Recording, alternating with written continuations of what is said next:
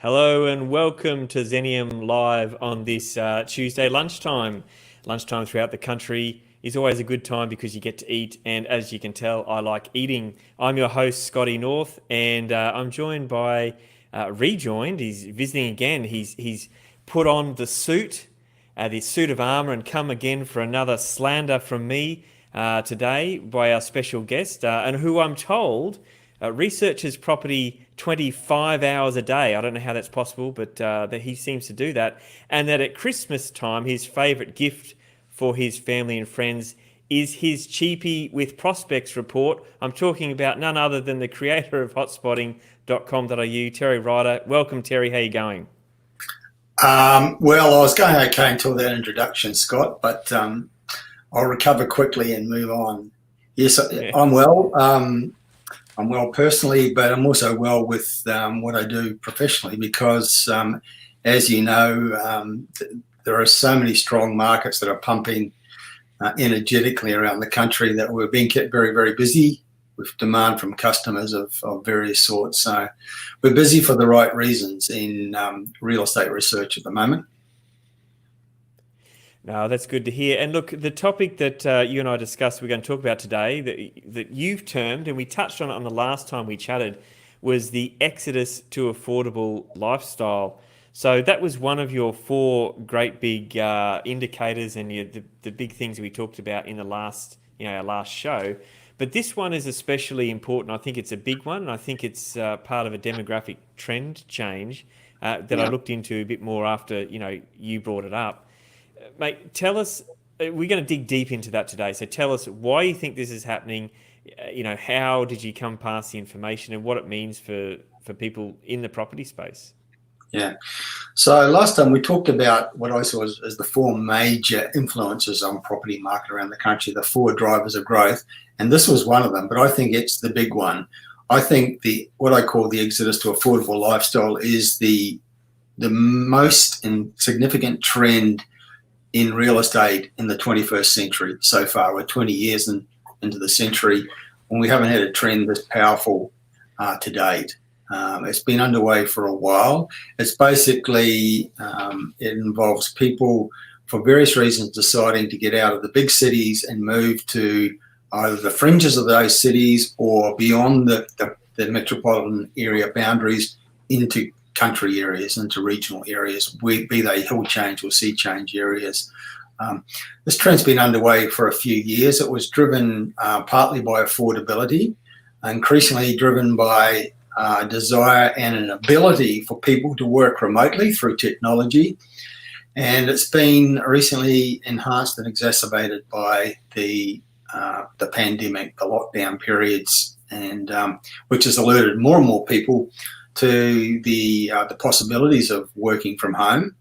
And it's also, for a certain number of people, they're just fed up with the whole thing about lockdowns in Melbourne in particular, and they just want to go and be somewhere else. So it's what I would call a steady drift, and now it's turned into a stampede as a result of the pandemic. So it was already underway, but it's picked up pace, and now it's become very, very significant driver of market growth, lots of locations around Australia. So, I mean, you used the word stampede there. I mean, if that is the case, and we're seeing a lot of people moving from, the city or the inner city or even the suburban ring further out, I guess straight away you think, okay, so what's that going to do for property prices in the regional areas, and what's it going to do for property prices in the areas that they've left? Do we have any sort of defined indicator on that? Yeah, we're already seeing prices rising very strongly in the areas that are receiving at the other end of the stampede. Places like the Sunshine Coast, like Ballarat and Victoria, increasingly Bendigo. But initially it was locations that I say within 1 to 2 hours of the capital city, but it's now rippled further out. So now we're seeing more distant locations picking up on this trend, and we're already seeing the price growth happening in the locations that are receiving these new residents. So it's not uncommon to find locations with having achieved double-digit growth in their median prices in the last 12 months in regional Australia. Another barometer of this trend is how low vacancies have got in many of these places. They've dropped quite quickly because of this trend and the fact that investors haven't been buying as much as in the past, so the new rental stock hasn't been created. It's very much a trend driven by home buyers at this stage. It's one that investors should be getting on board with. Developers haven't built as much stock as in previous years, so all of those factors have meant that vacancies have got very low. A very important barometer for investors to look for in the markets that are showing good growth or going to show good growth. So we're already seeing the growth happening. I think it's going to get bigger. I think it's got legs, this particular trend. And the impact on to part of your question was to deal with what will it do for the places that people are leaving. Well, I think some parts of the Sydney and Melbourne markets will have a problem for two reasons. One is this trend, people leaving to go to the regional areas, and the other is that the overseas migrants aren't coming into those places right now because they can't. So Sydney and Melbourne receive most of that overseas migration. Their population growth was largely dependent on it, so they're not getting that growth at the moment. Plus, people are leaving, going to the region, so they've got a bit of a double whammy in terms of their population data. So that's going to have some sort of impact in the short term, at least for those markets, Sydney and Melbourne, which are already struggling a bit. Yeah, I think that's, that's it. It's just a question of how much. How much are we going to see in the regional areas increase, and how much will we see the other areas decrease, or will they if we end up turning on immigration again and people end up filling those gaps? I think it'll be relatively short term, Scott, but the data is showing these trends are happening, but I'm always as interested in the anecdotal evidence as I am, because the data is quite often takes a while to come through. Trends often well underway before it shows up in the figures. So I'm always interested in talking to people at the coalface in important locations and to learn what's actually going on before it actually shows up in the data. So I'm having those sorts of conversations every day. And earlier today, I was talking to a buyer's agent out of Melbourne who's trying to buy for clients in Albury-Wodonga, which is one of those markets that's really pumping strongly. And the story I'm hearing from him about that market is a very similar story I'm hearing from markets around the country. If you don't move very quickly, you miss out because property isn't staying on the market. Sometimes it's on the market and it's gone in 24 hours, and values are moving very, very quickly in that market. Something that sold for $250,000 6 months ago is now fetching $300,000. Now it's moving that fast in places like Albury-Wodonga, and it's not an isolated instance. You know it to be true because you're at the coalface as well, and you're experiencing things like that with what you do, and you're hearing stories like that from other professionals as well, I'm sure. Yeah, we sure are. It's definitely something that I think you touched on it the right way, the anecdotal data. I mean, data is just facts and figures, and we can interpret that in different ways. You can take your report, I can interpret it one way, or someone can do something else, or even the data you get to get your report. But when you talk to people and they're leaving these areas, or they're moving to these other areas, or they're working from home, I mean, that's real. I mean, the more people you talk to in that regard, the more you start to think, okay, this is a definite real thing. Yeah. There's no way around it.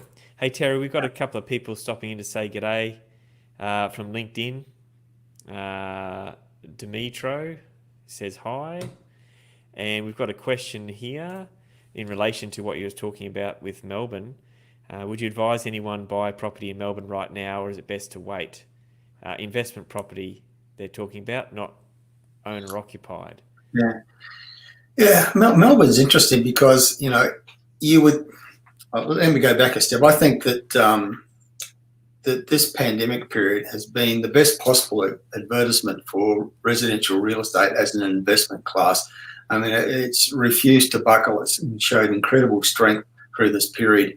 Melbourne's a great case in point.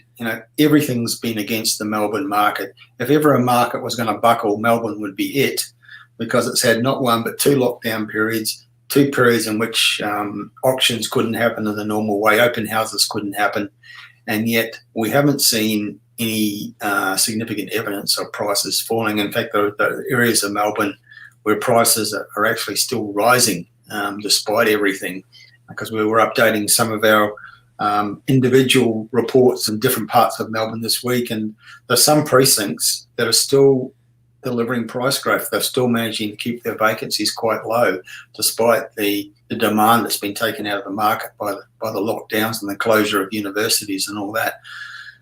Melbourne's long-term, Melbourne, I would have to say, is probably very close to being the #1 real estate market in Australia. It's such a strong city, such a strong economy, and its real estate market is always seems to be at least solid, and it's proving that right now. So I think that if you're an investor and you particularly want to buy in Melbourne, you'll probably find opportunities to buy well, because although generally Melbourne's held up very well, there will be individual vendors who maybe need to sell fast for various reasons. There will be distressed sales. And I think Melbourne is going to show growth in the future. What I am predicting, and I note that other respected research analysts are also predicting, is that we're coming into a national property boom. I think it's already underway in many parts of Australia, but it's going to gather pace as Melbourne comes out of lockdown, and as we get these stimulus measures, both at federal and state level, pumping into the economic system. We're going to see, I think, real estate in places like Melbourne come back very strongly. And so I think it's actually a good time to answer the viewer's question. I think it's a good time to actually be looking and acting, because I think Melbourne, being Melbourne, real estate being real estate, it will come back with a surge. And I think we're going to be in boom time in 2021. So you make a good point. I mean, you talked about there's some vendors that are needing to sell and move on quickly. I've actually got some footage of that happening in Melbourne right now, and I think it's pretty important to sort of get an understanding of what's actually going on down there and the amount of people that are perhaps leaving Melbourne, and they're really on a move. You can see there from the footage we've got exclusively on Xenium.Live, Terry, that these guys are they're really exiting. As you said, they're out of there. So there could be some good buys coming up, I'd reckon. Very helpful information, Scott. It does put with a humorous twist, it does put a visual to what's happening. It might sound like I'm being a little bit melodramatic when I call it a stampede, but it really is a very powerful force, and it's picked up pace recently. And markets really are that are receiving these new residents, the refugees from the cities, you might call them. They really are very strong and competitive markets. And if you're a buyer in these markets, you have to move very quickly, otherwise you miss out. And so sometimes when you tell people these things that we know to be true, it sounds like you're trying to make a sale or talk up a market, but that's actually what's happening at the coalface. The data proves it, and the anecdotal evidence day to day supports it. So, the images you put up there are kind of apt. Well, you touched on our last show that you'd made the move many years ago to the affordable lifestyle and the tree change and what have you. So I figured if there's an exodus now, that must make you Moses. But way ahead of I don't know. I'm definitely a prophet. I'm a prophet. And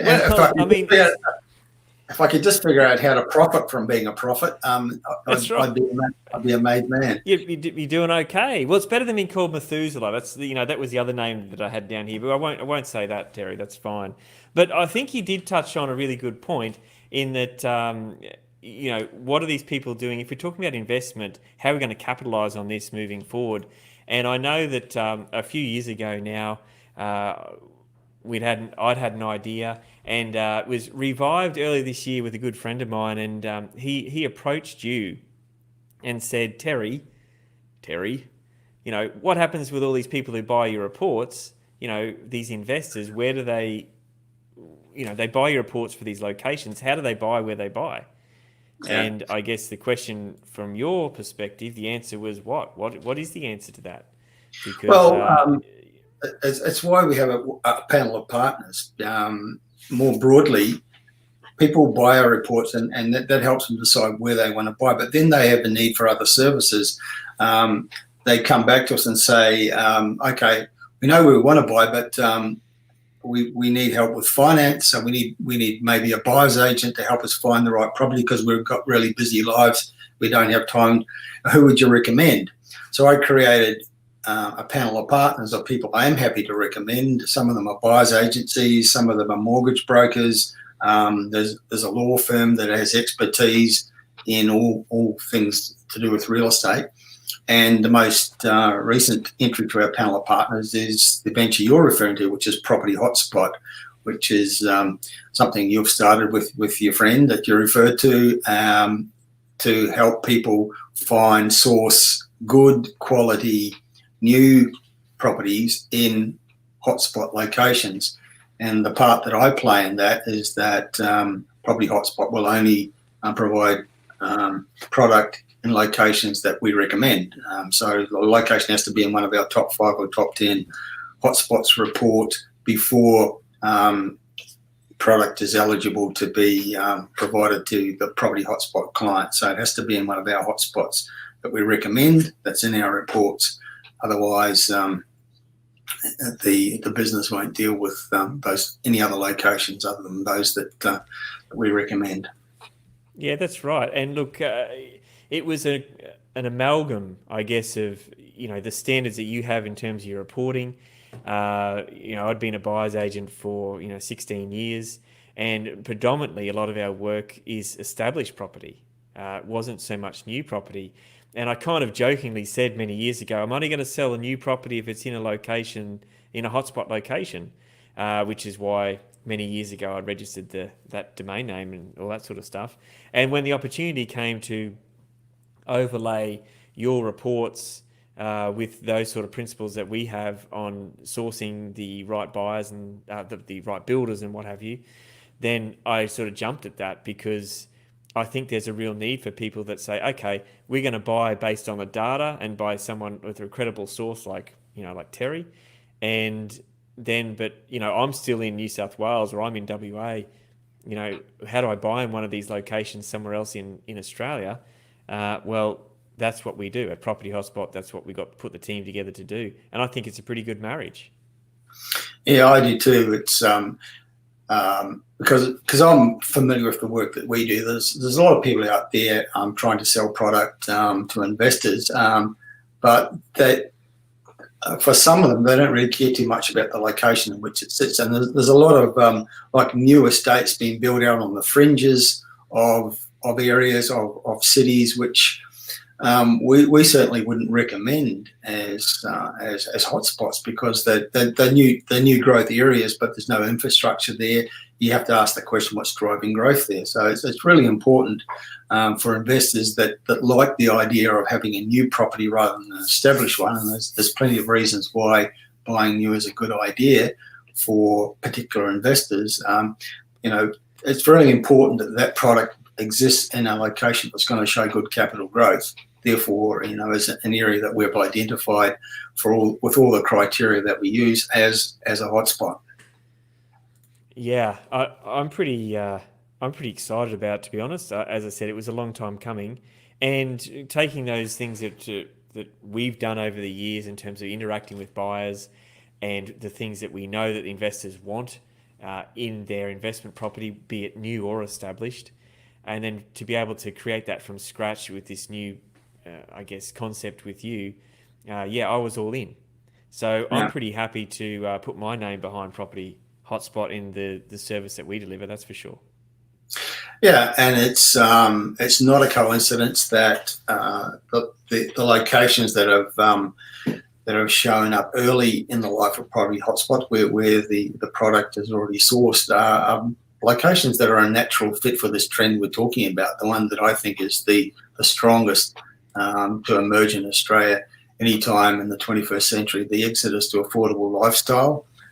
Places like the Sunshine Coast in Queensland, like Ballarat in Victoria, some of the areas that are part of metropolitan areas but are in the more affordable areas that have some kind of rural element to their lifestyle, like the Moreton Bay region in the north of Brisbane, like some of the northern suburbs of Adelaide.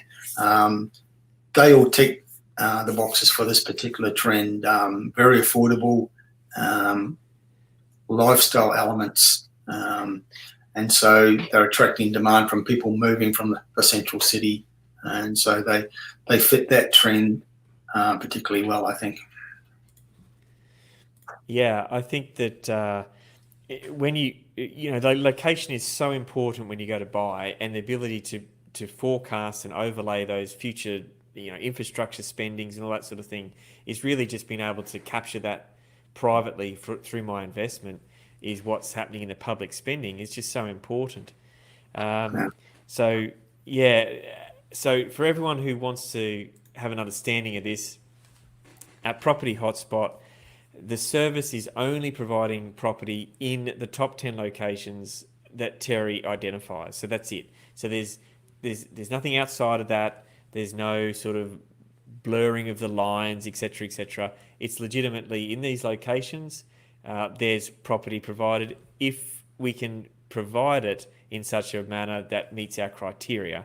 Okay, so we're not going to go into that too much here, but you can talk to us about that directly. Now, if a property location falls off the list and Terry says, okay, that's fallen out of my top 10, I'm no longer too interested in that location, I think it's burnt out or we're doing whatever, then we remove it. It's as simple as that. It has to line up with what Terry says in his report. That's the whole concept. Terry does the hotspotting reports, and Property Hotspot provides the property in those areas for our clients to be able to buy. So that's pretty much it in a nutshell. We've got a question online here, which is, how do we define a hotspot? So Terry, how do you define a hotspot? Yeah, it's a good question, and it's something that's important to explain because in media sometimes they tend to convey the impression a hotspot, in the minds of some people anyway, is a place that kind of a flash in the pan place. It's going to have a spurt of growth and then it's going to just die. That's certainly not the way we define hotspot. We always take a long-term view, medium to long-term view with all the locations we recommend. So we define a hotspot as a place that's going to outperform the normal market. They're going to outperform market norms over the medium to long term, so over 5 to 10 years at least. We've touched on the Sunshine Coast. It's a great example of how we would define a hotspot. It's a strong growth economy with a strongly growing population with a massive infrastructure spend, which long-term is going to be a compelling market for people to live in and to own investment properties in. Always taking the long-term view, but we think that market, as one example, is going to outperform market norms going forward over the next 5 or 10 years at least. And that's very much a perfect fit for the way we define a hotspot. Yeah, I mean, why would you want to invest with the average if you can invest above average, right? I mean, you can identify an area that's going to have more growth than another area. That's exactly what you should be doing, which is the whole premise of why you set up hotspotting and why we're piggybacking off that information and data. So I'm pretty, And if it's affordable for most buyers, then so much the better. And that again is one of the criteria for that trend. We keep referring to the exodus to affordable lifestyle. Affordability is a very, very important part of that trend. Another example is Ballarat in Victoria and also Bendigo in Victoria as well. Two very similar cities, but well connected to the capital city, but so much more affordable than Melbourne. Has all the infrastructure anyone could ever need, strong economies in their own right, growing economies, growing populations, new infrastructure spending underway or proposed. Ticks all of those boxes. And for people who need to, very well connected by road and rail. If people need to go back to Melbourne as part of their work or for other reasons. So, yeah, those are also very much fit our definition of hotspot. We think they're going to show growth over the long term, not just in the short term growth phase that we're seeing right now. Yeah, so what I want to do before we leave, Terry, is I'm just going to do a quick overview of a very quick rundown of the website that we've created for this, because I think it's important to take a good look at it. And so for anyone who wants to jump on and hit us up, we're at www.propertyhotspot.com.au, and I'll put that in the show notes, and I'll show you a screen on that later as well. It's pretty easy to remember. It's propertyhotspot.com.au. So that's what we're about. I mean, we're delivering the best results in the hottest locations with the best builders. That's really the criteria that we set out to do on this. We scroll down the site. There's Moses there doing a bit of an intro.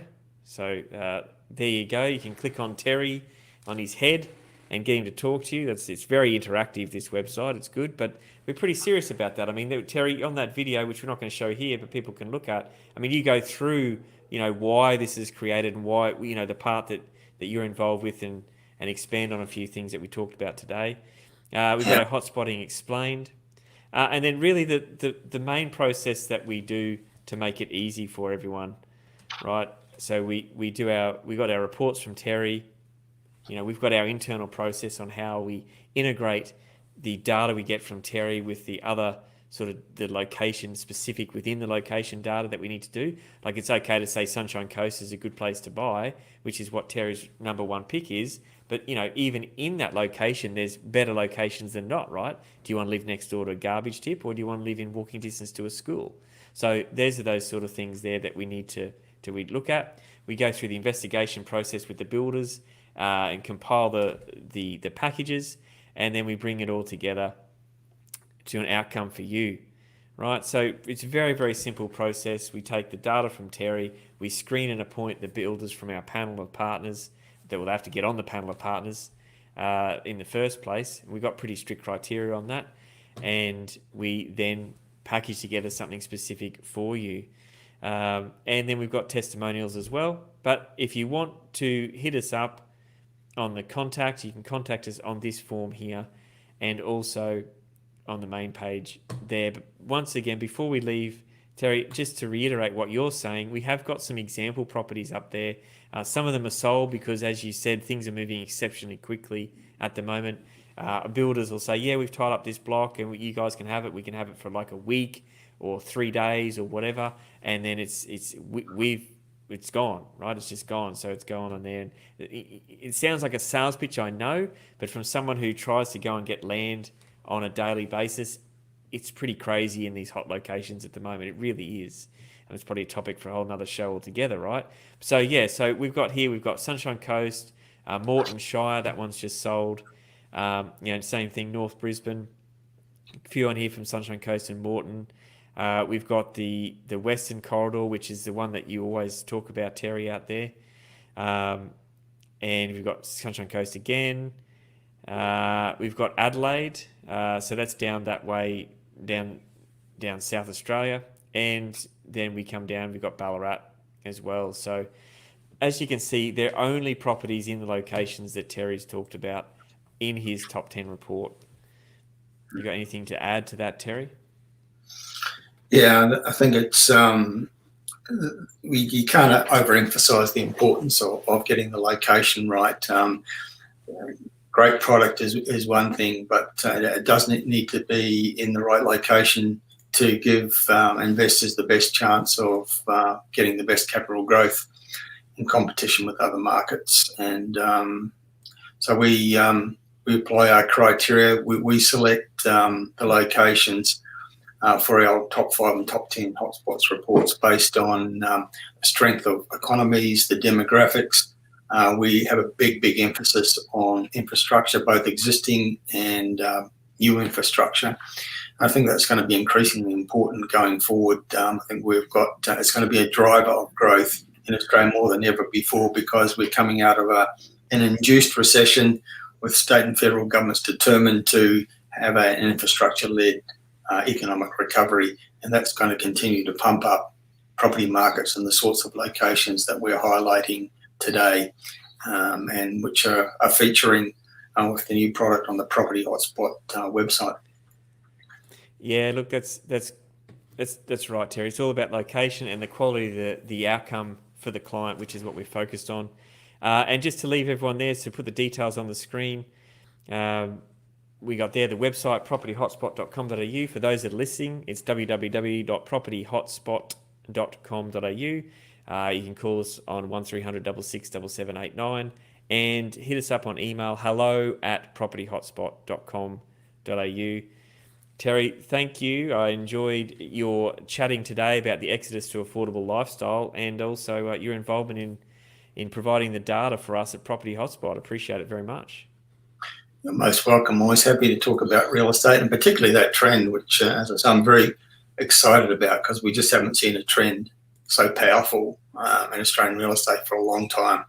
And I think it's going to continue to be a big influence on markets around the country for the foreseeable future. That's great. Look, thanks very much, Terry, and thanks for joining us today on Xenium.Live.